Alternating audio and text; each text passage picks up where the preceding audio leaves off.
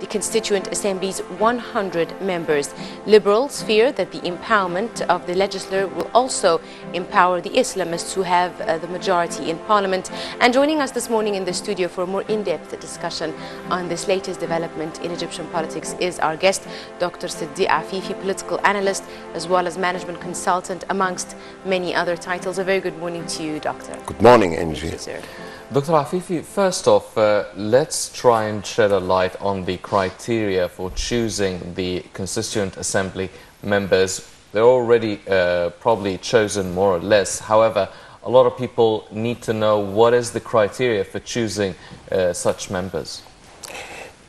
We can define the criteria by knowing the job of this committee. This committee will draft the new constitution. The new constitution is of relevance to all factions of the society. So the first criterion is to select people who represent all factions of the society, all sections of society. You cannot only choose political parties, you cannot choose Islamists only, syndicates, whatever. This is the main thing. The second thing is qualified people to understand the legal process, the legislature, the constitution, and so on. Thirdly, people who know the interests of the general people, the general public, to represent the public. What does the people of Egypt want? Those are the three criterion. In addition to that, there is a criterion related to the minorities. If we have a minority here or there, we should represent this minority. I'm sorry to say that Copts are considered a minority. They are not a minority, in fact, but they have to be represented well in this committee because their interests should be reflected in the constitution.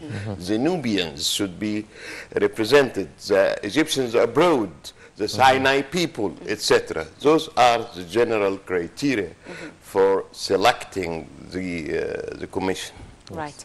Now, Doctor, based on this very well-explained criteria that you've just given our viewers, how do you see the panel that is being drafted up now as we speak? Is it representative, and does it follow this criteria? The process itself was not clear. It was not transparent. Some people were trying to control the panel or the commission. The Islamists in particular wanted to have the major say in this commission, and they have succeeded in having about 60% or 70% of the members related to the Islamist section in the society. Well, this has motivated others to say we will withdraw from the committee. Yesterday only 3 or 4 people withdrew from the committee, although they have been selected, because they think it does not represent all sections of the society. And there is another problem, is that the parliament is organized, its authorities, its responsibilities is defined in the institution. This is why we say sometimes that the people who are organized by the constitution should not be part of the committee which lays out or drafts the constitution. This is one thing. This is why people say also that the people who select the members should not select themselves.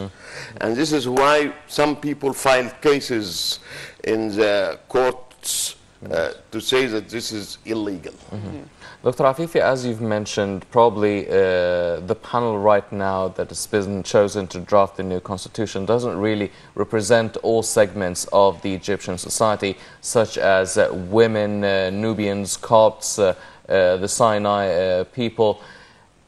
Some members actually withdrew yesterday, as you mentioned, and a lot of people are saying that they were probably calling for going back again to Tahrir Square, opposing the choice of the members. Do you think that the withdrawal of some of the members, as well as going back to Tahrir Square, do you think that this will form some sort of a pressure on the panel to, on the parliament rather, to change their choices of the new panel? This is why they withdrew anyway. They withdrew in order to form a kind of pressure. Do you think it will be enough pressure? I think it will not, because Muslim brothers have made up their mind to finalize the thing. Even some people or a leader of one of the parties asked them to give them just a space of 2 or 3 days, 1 week, in order to study the people who are nominated or running for membership, because they don't know them, just seeing names. They wanted to know the CV of everybody, so they said, they asked for some time to study those. They refused. Mr. Katatni refused and said, we have to finish today. They want to get done with it. Whether this pressure will result in anything, I don't think it will. But there is turmoil on the street. The people are angry, and the Egyptian people, when they are angry, you cannot predict what they will do. You remember the anger Friday, Gum'atul Ghadab, on the 28th of January. Nobody expected the people of Egypt will go out in millions in every governorate in Egypt. So maybe something will happen at that scale. That scale. Well, we hope so. Dr. Afifi, tell me a bit about the public debate regarding the formation of the new constitution. There are a lot of challenges, especially bearing in mind the time limit and the constraints. Do you think that the tight timetable is enough in order to formulate this new constitution? And do you think that the Islamists have managed to pack it with conservative thinkers?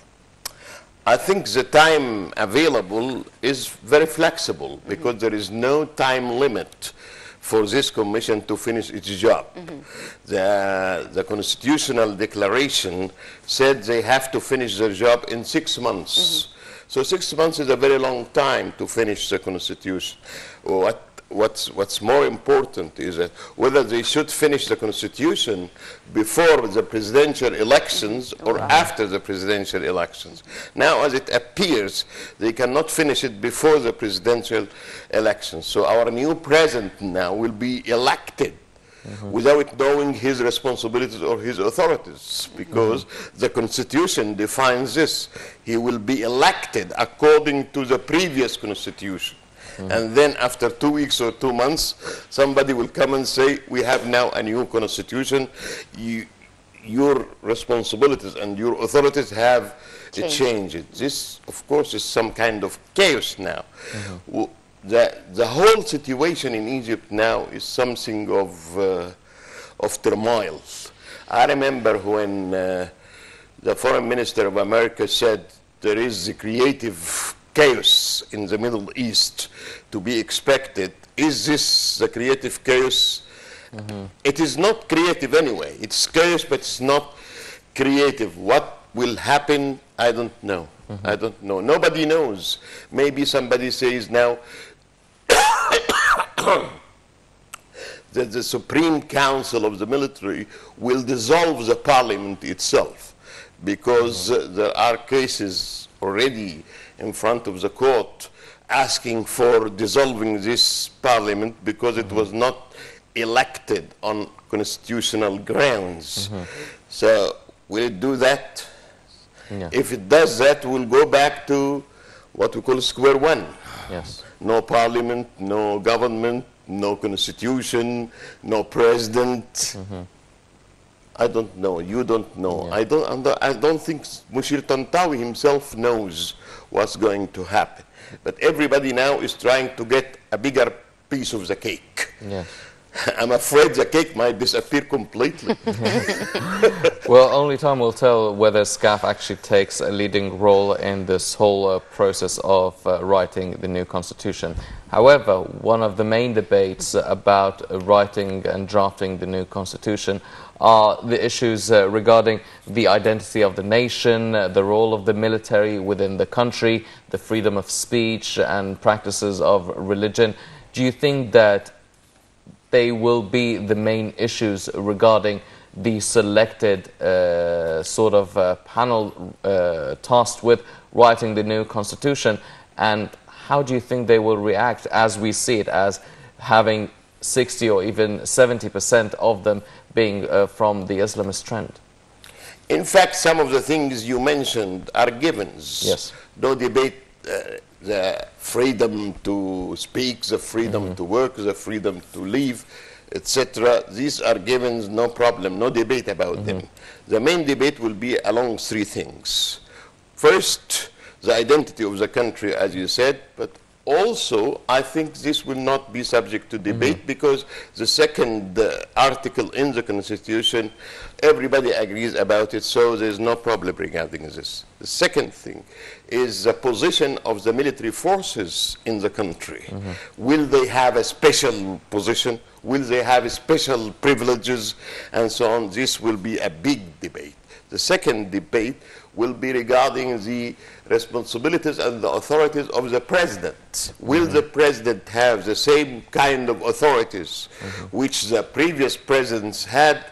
I don't think anybody will agree to that. So we are talking about whether it's a parliamentary system or a presidential system, and I think it will be a mixture of both. The main thing we should be very careful to achieve now is that the people of Egypt, all the people of Egypt, should have time to discuss the draft constitution and to have their say, to speak their opinions and so on. So when the constitution is put to referendum, everybody knows about it, and so we say whatever we feel. Yes.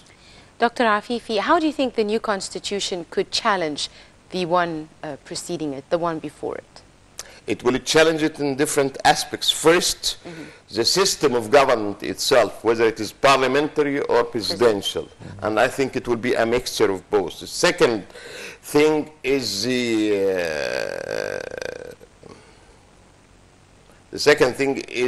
the identity of the country. Somebody might add a phrase or so in Article number 2. Thirdly, the position of the military forces. This is the kinds of things that we will have to think of. And the fear regarding the Islamists will draft a resolution according to their needs. I think this fear is a bit exaggerated. Dr. Afifi, I want to go back to some sort of a scenario that we've talked about earlier. If the SCAF actually decides to take a leading part and probably would dissolve the parliament, and then, as you've mentioned, we would go back to square one. If we go back to square one, can we still have the presidential elections go as planned, and then Egypt would probably have a president who would have some sort of a say or power in starting the whole process all over again? He will have some influence on drafting the constitution. I think if we return it to square one, it can be a very good thing and can be a very bad thing. A very bad thing in giving the military forces another period of time to run the country, and people don't accept the military rule. This is a bad thing. But the good thing is that we can return to the original logical plan of action or program of action for democratic transformation of Egypt, to draft a constitution first, then to have parliamentary elections, then to have presidential elections. If we go this way, everything will be clear and everything we will have no problem. Doctor, of course, if all goes as planned, Egypt is expected to have its first president by July the 1st. Yet we are seeing a lot of changes. First we had I'm not sure we will have one. Well, if all goes as planned. And we've seen over 600 candidates giving in their papers, and now we're seeing candidates withdrawing their papers. And there seems to be quite a lot of changes and debates around the presidential elections. My question to you, sir, how are you expecting the elections to be conducted amid this sort of chaotic environment? Good. This is a very good question to clarify something. Right. There are no 600 candidates. People who go and withdraw the application does not mean that he will be a candidate. People just want to go on TV or to know what's going on, but the real candidates will not be more than 10 or 15 people. And I think among those 15 or 10 or 15 people, only a few, 5, 4, will be viable candidates, in fact. Dr. Afifi, unfortunately, that's all the time we have for this topic on today's breakfast show. Once again, I'd like to thank Dr. Seddiki Afifi, the manager consultant and president of Al Nahda University, also the political analyst. Dr. Afifi, thank you very much for joining us this morning. Thank you, Hani. Thank you, Angie. Thank you very much, sir. Ladies and gentlemen, now it's time to take a look at some of the most important workers in ancient Egypt. The pharaohs, obviously very skilled workers, tomb builders, and even the wealthy lived in very decent and modest towns in ancient Egypt. Let's take a look and we'll be right back.